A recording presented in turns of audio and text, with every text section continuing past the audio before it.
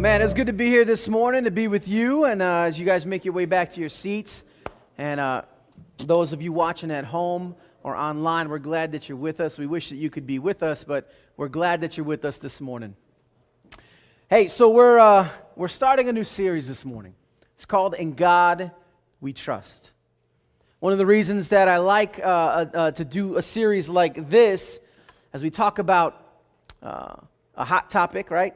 We're just doing back to back. We did a political series, which was hot, and now we're going to talk about money. How about that? Yeah. You like that? That's good, right? Might as well just get it all over with in a couple series back to back, and then you guys can beat me up later. No.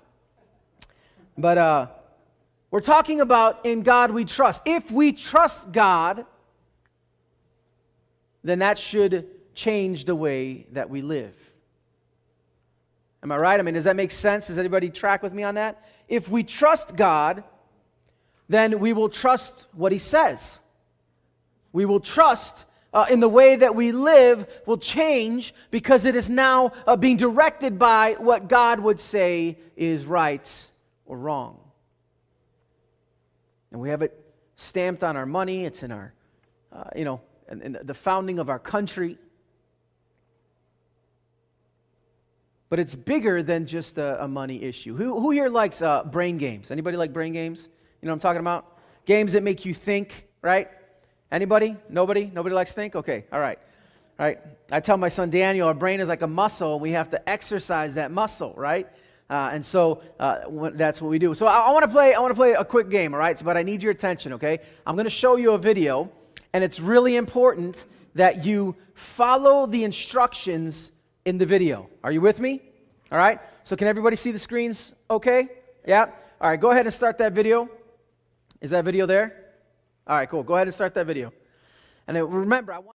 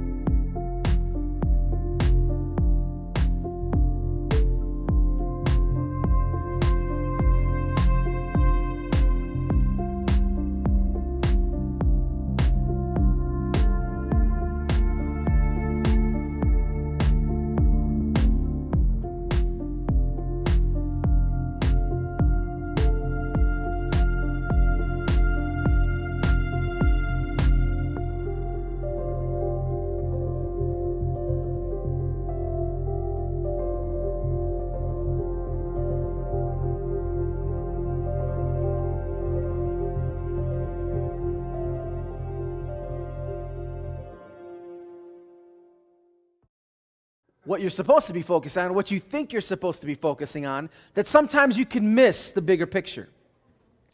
And that's a test that they use, a selective attention, right? When you focus on one thing, you can miss other things. And so, obviously, there are things that are obvious when it comes to finances. Maybe you were taught things as growing up by your parents. Maybe you learn by taking classes in school. Maybe you learn the hard way, like some of us, about spending, about saving, about all those things. Here's the reality. If you think that your money is just about money, about savings, if you think it's just about your spending, then you're missing the greater picture. You're missing the greater picture. When we talk about in God we trust, you're missing it because you're focused on just a very small portion of that. There was a survey completed by the NEFE, which is the National Endowment of Financial Education, and they did a survey, and this is what they said. This was done this year, and it said 9 out of 10 are feeling this pressure of financial stress, especially during this COVID season. 9 out of 10. I mean, I don't know about you, but this can cause you to focus, to shift your focus on what's important to what maybe you might feel like is a bleed right now, right? Sometimes in crisis, the advice that we say, especially when I was a paramedic, the first thing you do is stop the bleeding. Stop the bleeding. If something's wrong, stop the bleeding. Then we can focus on other issues. And sometimes when we are going through financial crisis or a pandemic or something that's hitting our economy, we may think the focus should be something else. We may miss it altogether. Some of you right now, we know business owners. I know business owners in Lockport that are struggling to keep their business open. Anybody know anybody that's struggling, a business owner, right? Man, I know people who I won't name any names just in case, the government's watching, but, where they did not close their business when they were told to because they said they couldn't. They said if I did, I would have to close my doors permanently. They're feeling the pressure. Now, I know there's other people on the other spectrum. I've talked to people that have felt absolutely no tension during COVID. In fact, I've heard people say this is the best year they've had. If it weren't for COVID, it'd be the best year they've ever had, financially speaking. We all come from different places, right? I mean, the city of Chicago just got locked down. The governor's talking about, bringing us back into different phases. And, are people raiding Costco right now for toilet paper and all that stuff? Yes, right? Like the world's going to end again, right? Are people doing that? Yes, they're raiding Costco. But you know what? In the same token, people are raiding Walmart and Best Buy for the new PS5 that just dropped and ready to drop $500 on it. The same thing, the same exact moment, parallel moments. People are fearful and raiding stores for canned goods and toiletries, and other people are buying expensive gaming softwares and consoles. We could be at different places in the spectrum of our finances and how we're feeling in this climate right now. But the reality is this. It's easy to miss the grand perspective of our wealth and the accountability of stewardship that we have before God. It's easy to miss. So whether you're feeling it, where it's bringing you anxiety and worry, or whether you're feeling it where you are living in neglect and splurge, it's easy to miss this principle. So this morning, in order to help us align our thinking, our perspective to the Scriptures, to submit to it, to the leading of them, I want to talk about what it means, what it means to live to honor God with all that you have. If you're taking notes this morning, that's the big idea. That we should live to honor God with all that we have. This is bigger than our finances. And so, although this series is about stewardship of our resources, it's really, I want to start with the stewardship of our life. Because if we can't do that right, our money's really just a very small piece of that. It's one piece of a way bigger picture and understanding of what we're called to do. We are to live a faithful life and honor God with all that we have. Now, for some of us this morning, what we're talking about, this is going to be a new concept. Maybe you weren't taught this as a child. Maybe you weren't taught this by your parents. Maybe you are in the midst of learning some really hard lessons when it comes to living with the wealth that we have. And you may not even see yourself as a wealthy person. Trust me when I say you are. So if this is new to you, don't worry, we're going to take it slow, all right? We're going to take it slow. But Christian living isn't simply about living out the 10 Commandments and being a nice person. How many of you grew up thinking that was it? How many of you grew up being taught that was it? Just follow the 10 Commandments, be a good person, and you'll be okay. That's not it. That's not it at all. We live to bring glory to God and honor Him with everything that we do and all that we have. That means, this is what that means. From the time that you wake up to the time you go to sleep, as long as there's breath in your lungs, there's opportunity. You have opportunity. Think about that. Opportunity. You're breathing, you got opportunity. You got opportunity to live and honor God with everything that you have and all that you do. And the worst thing we can do is waste it. I like talking about this right before the whole Thanksgiving, Christmas season, because this is usually when we spend a lot of money that we don't have and go into debt, right? and we splurge to follow a culture norm, right, of self-gratification under this superficial banner of holiday cheer. And we go into debt, basically to make ourselves happy. It's the epitome of discontentment, really. I'm not content, so I need to go do this to make me content or to make me happy. That's why I love talking about this right now. I find it moronic, really, to go to Thanksgiving, sit at the table, talk about all that we're thankful for, and then the next day we go and drop $1,000 on stuff we don't need. Go into debt that we'll be paying off until the middle of spring, maybe longer. It's almost as if one says, God, thank you for what I have. I'm going to go waste it right now. I just want us to think. I'm not saying it's wrong to buy nice things or to buy things that you like. I mean, it's great. If you have the means and you want to be generous. I'm not talking about generosity. I'm not talking about simply buying things. I'm talking about the motive in which you do things and why you live and have your being.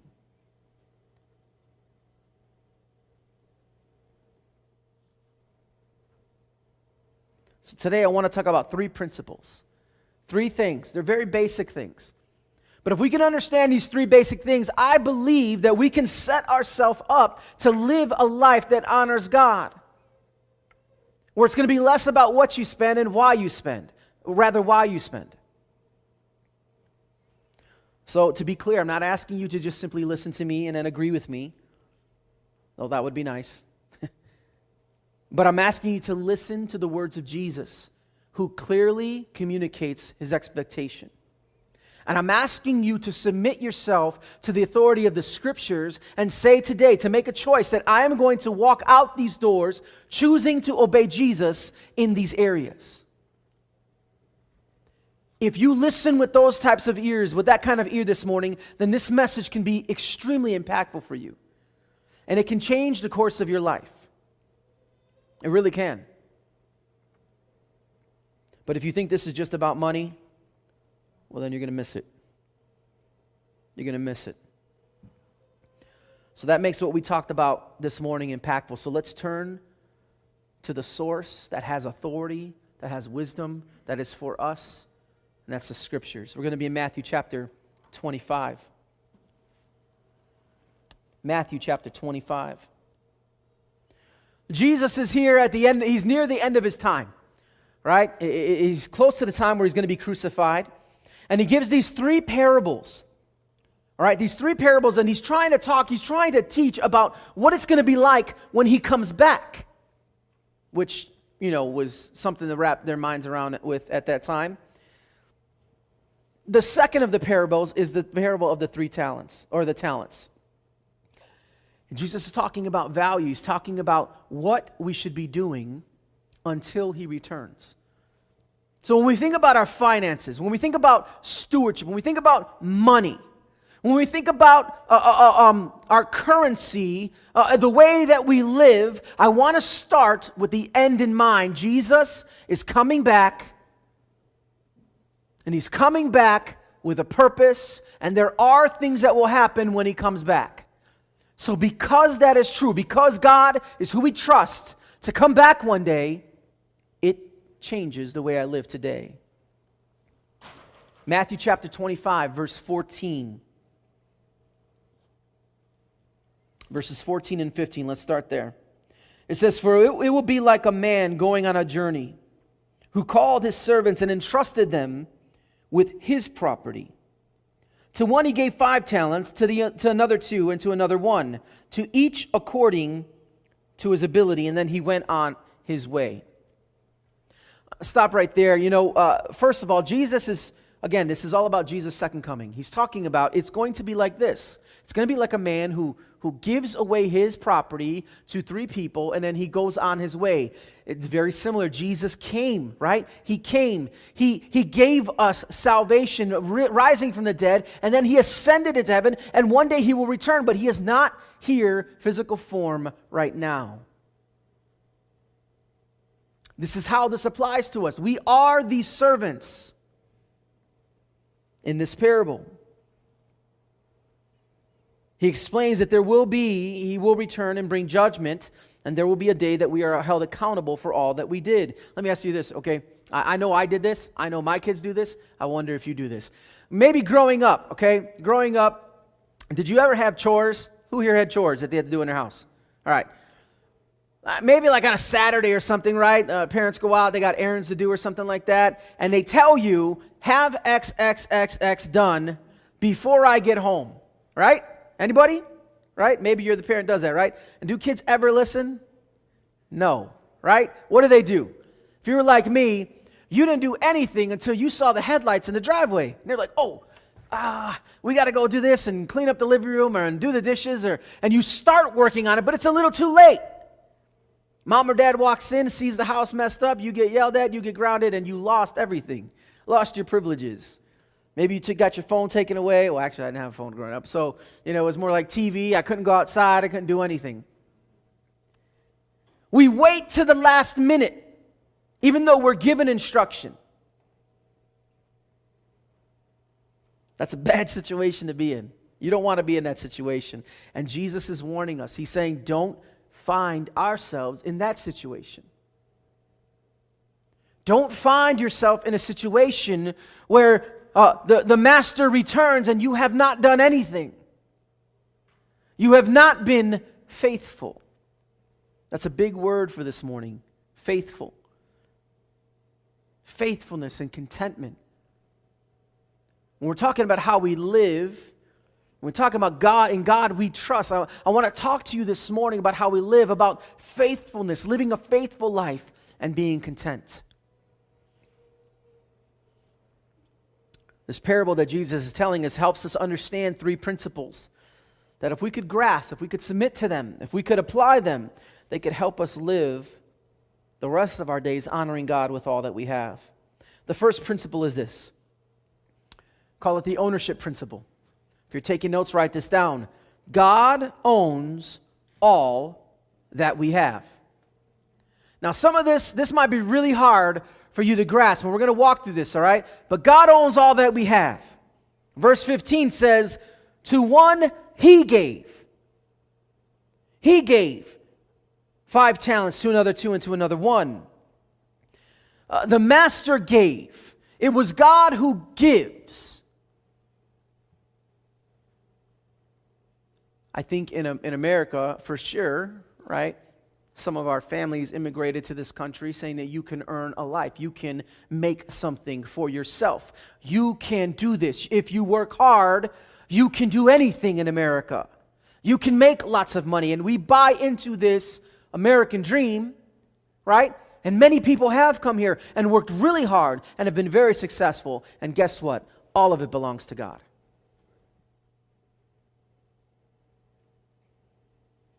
It may seem unfair. You might have this mentality, but I worked for it. Really? Okay. You may think it's yours because you worked hard or you attained it, but this is false because the energy levels that you have and the air in your lungs you didn't supply.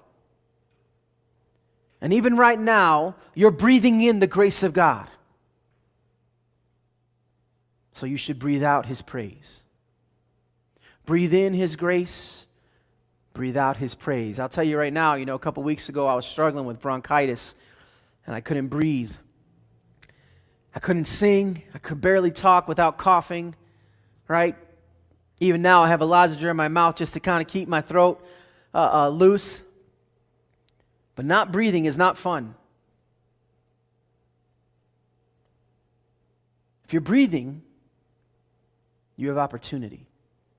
From the moment you get up to the moment that you lie down, if you're breathing, you have opportunity. Now, your breathing may be labored. It may be hard to breathe. You might find yourself in a rough situation right now, but if you're breathing, you have opportunity. You have opportunity to honor God in all that you have, in all that you do. Your life, your breath, your work, your job or business, your talents, your abilities, your ideas, your health, all of that are God's gift to you.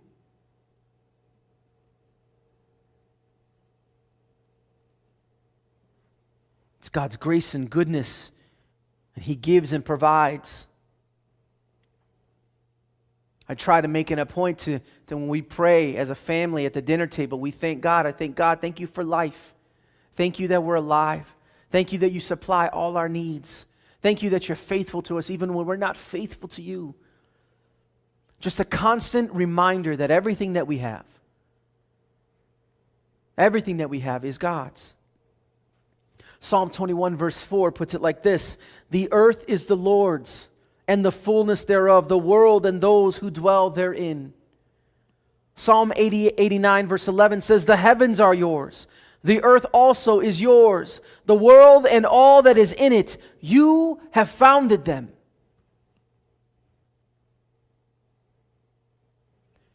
We have to understand this.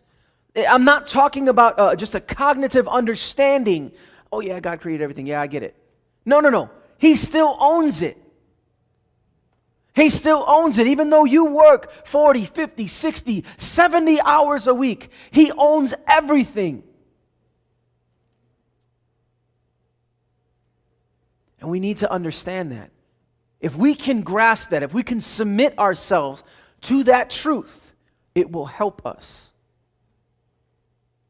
It will help us. If you fight against that, or you live like you say, yeah, I understand it, but live differently, trust me, you're going to suffer, my friend. You're in for a world of disappointment because your God is something else. It's not Him.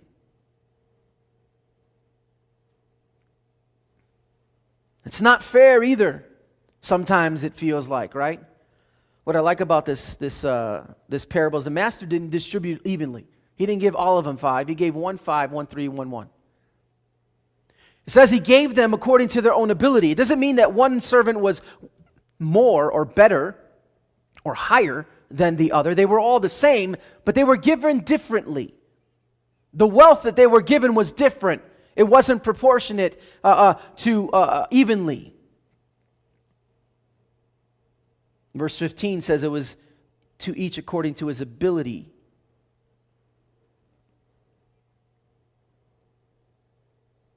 I feel like the danger that we can fall in, and this is talking about the area of contentment, is the idea of comparison.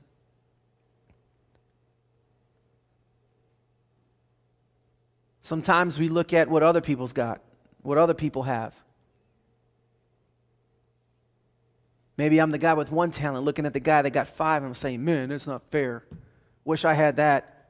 I could do so much more if I had that. No, you couldn't. That's why you didn't get it. Because God knows your ability. Our goal isn't to level up and become that person that has 5. Our goal should be faithful what God has entrusted to you. There's a danger in comparing to other people. It actually takes your trust away from God. It actually takes your dependence away from God. This steals and stifles gratitude. Let me tell you this, when you stop being thankful, you're in a world of hurt. You just don't know it yet. But living a life of gratitude, right? When we despise God for giving us 1 because He gave somebody else more. You know, perhaps you haven't received more because you struggle to handle what you currently have.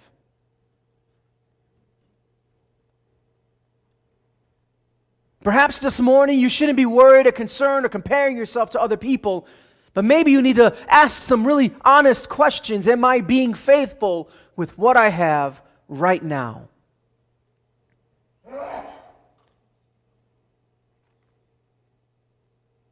You can choose contentment. Paul says, I've learned. He goes, I've learned to be content with little or with much. He didn't say, I inherently had this ability to be content. He said, I have learned. Which means contentment is not based on what you have or what you don't have. Contentment is not about the stuff that you can buy. Contentment is a choice regardless outside of those things. Don't fall into the trap of comparison. Verse 14 says, "For it will be like a man going on a journey who called his servants and entrusted to them his property." Again, everything's God's. God owns it. God owns it. We steward what we have been entrusted. That's the second principle. It's the stewardship principle. Who owns it? God owns it. Who stewards it? We do. We do. Whatever you've been entrusted, whether it's 5, 3, or 1, isn't the issue. The issue is, do you see yourself as a steward, or do you see yourself as an owner? Do you see yourself as a person who generated this, or do you see the person who is managing it on behalf of the king?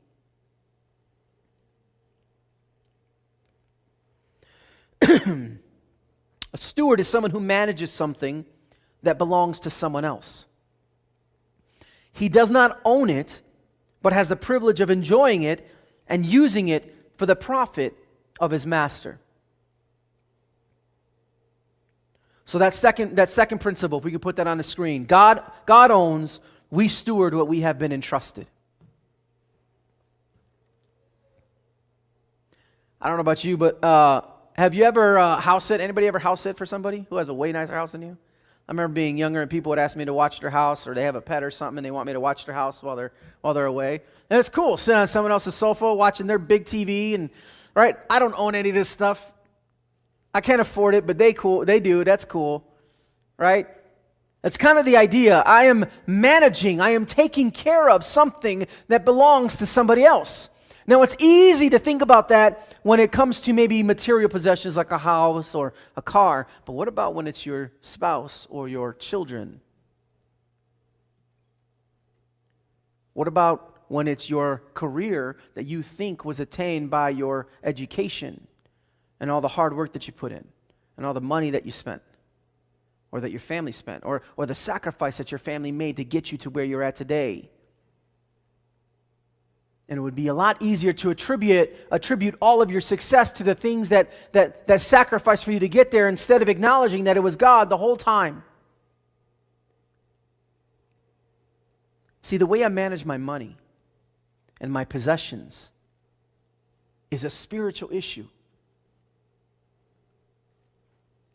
It's a spiritual issue.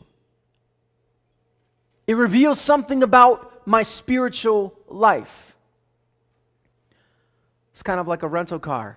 Whoever here rented a really nice car before? Well, let me say this. Who here doesn't have a really nice car and has rented a really nice car before? Okay, yeah. Right.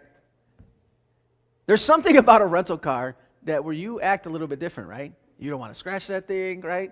Nobody can eat in it, and you treat it a little bit differently. Why? Because you know that you're going to have to return that thing and that you're held accountable, and they're going to do a walk around. They're going to look.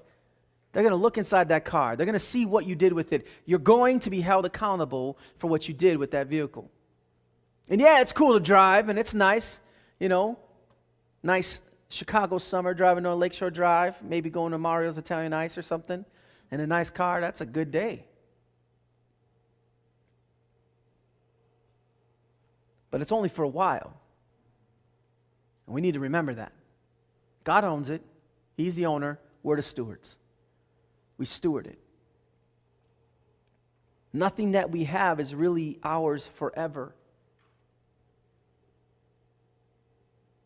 Nothing.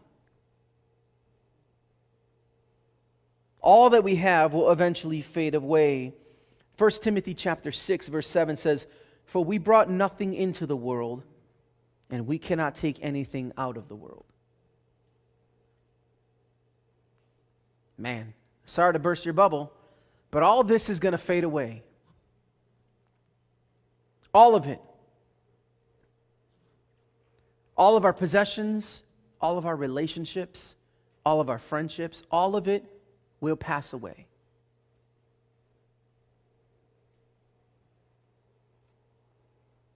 Or read me in Matthew chapter 25, verses 16 and 17.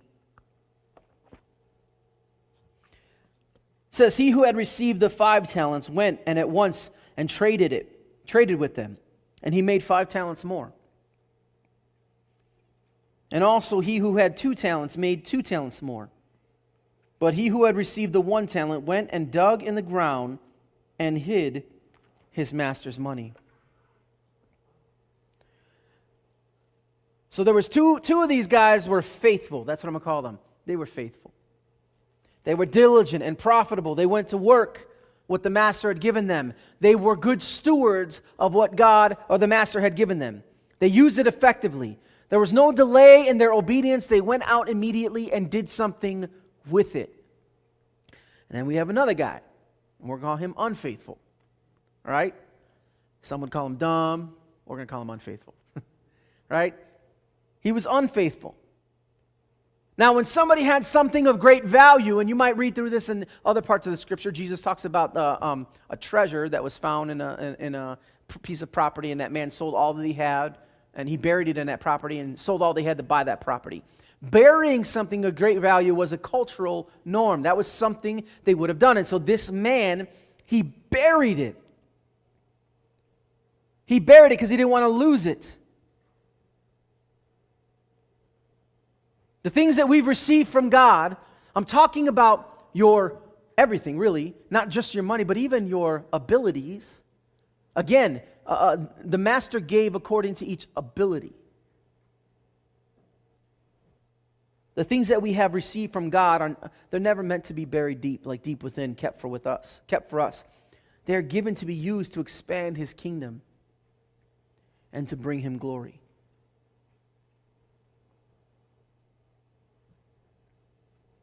And that's important that we understand that. We see the picture of these guys in this parable. 2 were faithful, 1 wasn't. It says now, verse 19, now after a long time, the master of those servants came and settled accounts with them. So, not only, here's the first principle, God owns it. Second principle, we're stewards. Third principle, listen here, write this down. We are accountable to God. Do you know that most of why we have all these other religions and why people choose to believe in things that are crazy is because of this accountability issue? They do not want to be held accountable to God.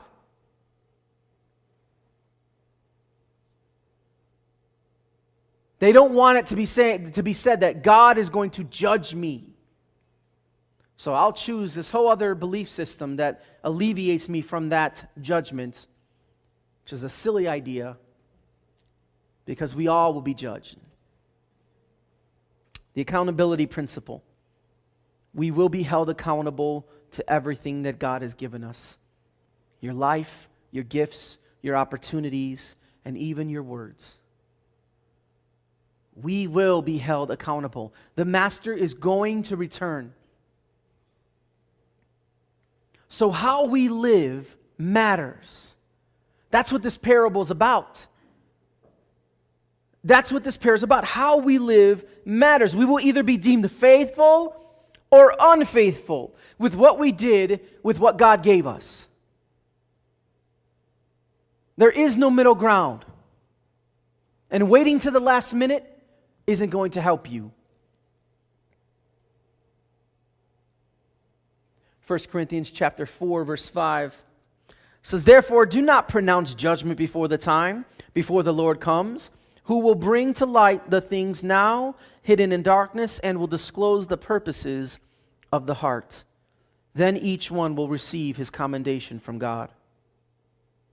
2 Corinthians chapter 5, verse 10, for we must all appear before the judgment seat of Christ, so that each one may receive what is due for what he has done in the body, whether good or evil. If that doesn't put the fear of God in you, I don't know what will. The fact that He is coming back and that you will be held accountable for what you did, for what you said, for what you didn't do, what you didn't say. See, if you're breathing this morning, you have opportunity. You have opportunity. If there is air in your lungs, regardless of what you did a moment ago, regardless of what you did yesterday, regardless of how you failed maybe for the last season of your life, if you're breathing this morning, you have opportunity to live in a way that honors God with all that you have and all that you do. That includes our finances. But as you can see, it's way bigger than our finances. Verse 20 of Matthew says, "And he who had received the 5 talents came forward, bringing the 5 talents more, saying, Master, you delivered to me 5 talents. Here, I've made 5 talents more. His master said to him, Well done, good and faithful servant. You have been faithful over little. I will set you over much. Enter into the joy of your master. And he also who had the 2 talents came forward, saying, Master, you delivered to me 2 talents. Here, I've made 2 talents more. His master said to him, Well done, good and faithful servant. You have been faithful over little. I will set you over much. Enter into the joy of your master." The master is pleased as a consequence, right? There are consequences for our actions. How many of you know that? Yeah? Now, they could be good consequences or they could be bad consequences. That is entirely up to us. But something will happen. And the master is pleased with these 2 servants. They are rewarded with more. What I love about this story is that even though both of them were entrusted with a different quantity, they both received the same reward. Do you see that? They both received the same reward. Well done, good and faithful servant. Enter, enjoy my presence. Enjoy, come into this kingdom. Come.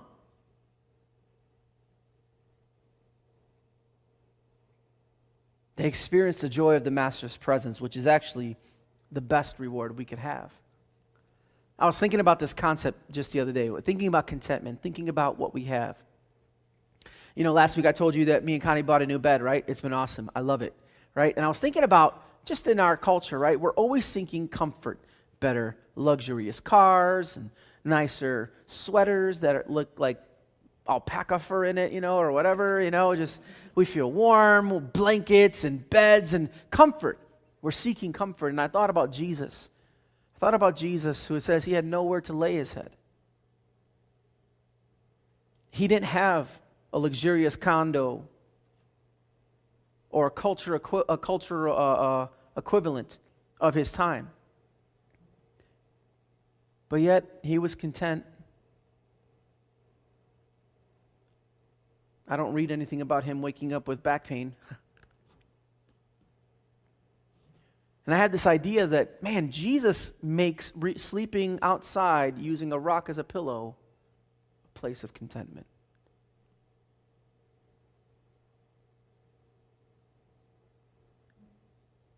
It's not about what he had or what he could have had. I mean, he was God. He could have anything he wants. But there are great rewards and consequences when we are faithful over what God has entrusted to us.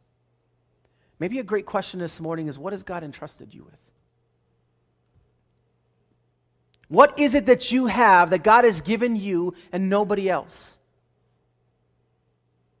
What are you doing with it? Are you living in a way that is honoring to God with those things?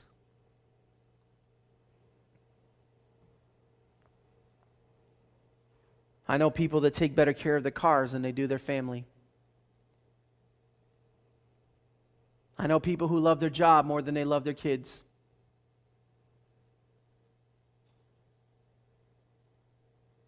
They would not say that, but their life would portray that.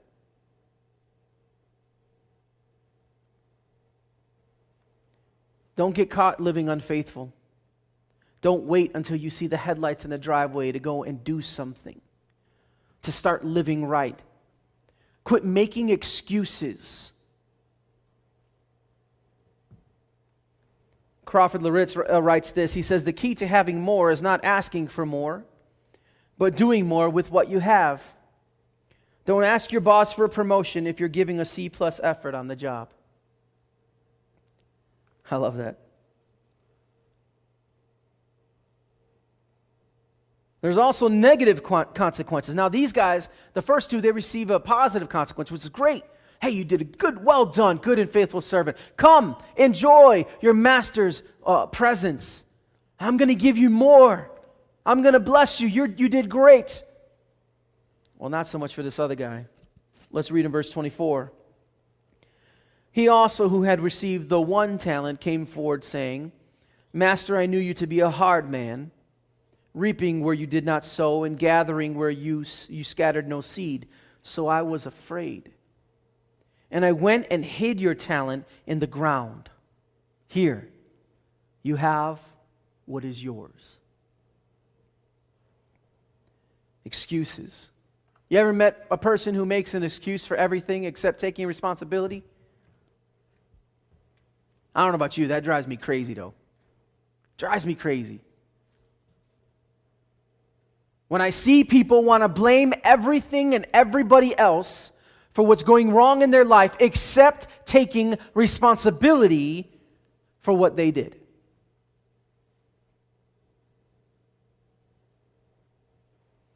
Oh, God, I knew you to be a hard man. I was afraid. I didn't want to lose your money. Oh, I only had 1 talent. It wasn't like I had 5, like that guy. We make excuses. He's probably saying, I wasn't lazy. I dug a hole. Right? Here's what's yours. I wonder what excuses you give. What excuses do you give for the poor stewardship that you are portraying? I'm not trying to be a Debbie Downer. I just want us to have an honest conversation with ourselves. If there's a place we could have it, it'll be right here. I've asked myself this question. Man, am I loving my wife the way I should be? No. Am I loving my kids the way I should be? No. Sometimes I've graded myself and man, I'm not doing well. And if I gave myself a C, I could imagine what everyone else is giving me. Other times I thought I was doing great, and then I asked my wife and I was like, nope, still wrong.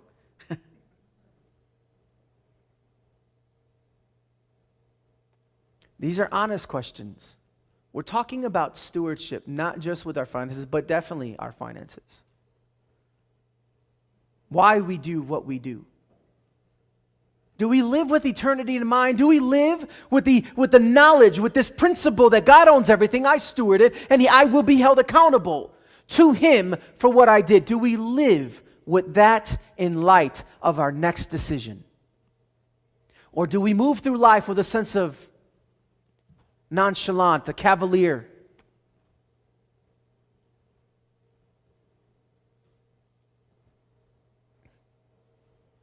What excuse do we give? And the master tells him this in verse 26. It says, but the master answered him, you wicked and slothful servant. You knew that I reap where I have not sown, and gather where I scattered no seed. Then you ought to have invested my money with the bankers, and at my coming I should have received what was mine, my own, with interest. These are strong words. Hear me when I tell you this. You do not want to hear these words. You do not want to hear the strong words, you wicked and slothful servants. You wasted it. You wasted what I gave you because you let fear control you. You wasted what I gave you because you spent so much time comparing yourself with people in your family or your neighbor or the people across the street or that family at church.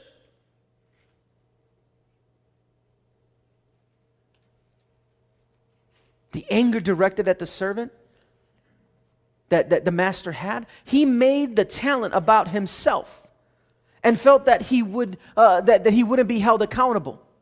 This servant, he made the talent about himself. It wasn't about what belonged to God. It was about him. I was afraid. I knew you to be this, and I have this perspective about you, and so because of those things, excuses, I did nothing. I preserved, I managed. There's a difference between stewarding and burying or managing.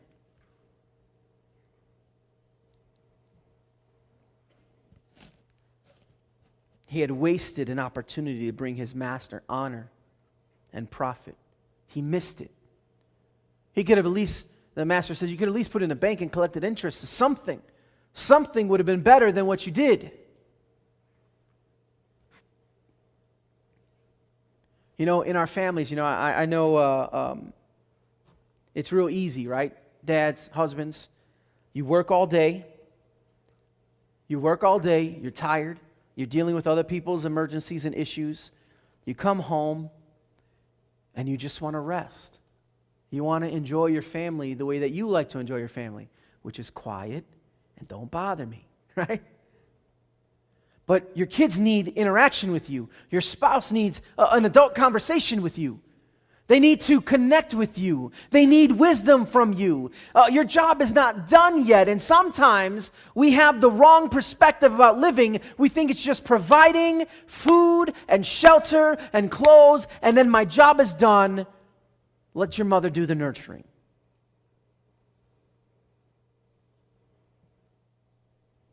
Can I tell you, you're wasting it if that's what you think? If you bought into that lie or into that rut, you're wasting it. Man, probably one of the greatest things about this whole COVID thing, right, that's happened, is that people are home. You're kind of forced to be home, to be with your family. And I've been praying for that. Like, God, would you do something to bring families back together? Maybe dinner at the dinner table. How about that? And I don't mean in front of the TV or spread out through the house. I mean at the dinner table with each other. No phones, talking with one another. What about family time? Just playing board games with each other. Not being sucked into our phones or isolated in different rooms. It's actually a blessing in disguise. Sadly, we live in a world where people, they feel that they are not accountable to God. They are resisting and fighting against that. What I'm bringing to you this morning are these principles from this parable that Jesus is saying, I'm giving to you to manage, to steward, and I'm coming back and you will be accountable to me. And if you can accept that, if you can embrace that, then today you can make a different choice with the air in your lungs. Today you can make a choice in the way that you talk to your spouse or your children, the way and the reason and the motive for why you get up every day. And even though you're going to work hard, and even though we're going to struggle maybe with finances, I don't know the climate in this room when it comes to finances, but here's the lesson. It's not about what you have, it's about what you're doing with what you have. And you may find yourself in a hardship right now. You may find yourself in abundance right now. First of all, if you're in hardship, please let me know. Come talk to us. Doesn't have to be a public conversation, but I would love to talk with you. You need to know your family loves you. And we will work together to take care of our family. But secondly, what we do with what we have is way more important than what we have. It's not about the stuff. It's about your understanding. Are you living intentionally, honoring God with what you have? Are you freaking out raiding Costco for toilet paper? Or are you splurging and blowing all of your money unwisely on a PS5?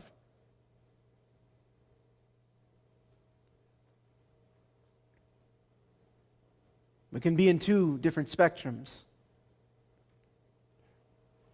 But it's about faithfulness.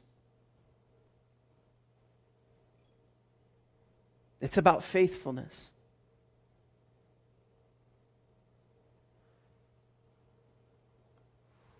As the worship team comes up and closes us in one last song, I want to invite you. I want to give you an opportunity this morning to do some of that soul searching, some soul care. We say we trust God, we print it on our coins and our currency, but really this is a spiritual issue. How I manage my finances, how I live in contentment with where I'm at and what I have by making wise decisions and using all that I have to honor God is important. And we're not going to wait until we see the headlights in the driveway to begin to act and do the right kinds of things. We can do the right things today. Amen? Hey, can you stand with me?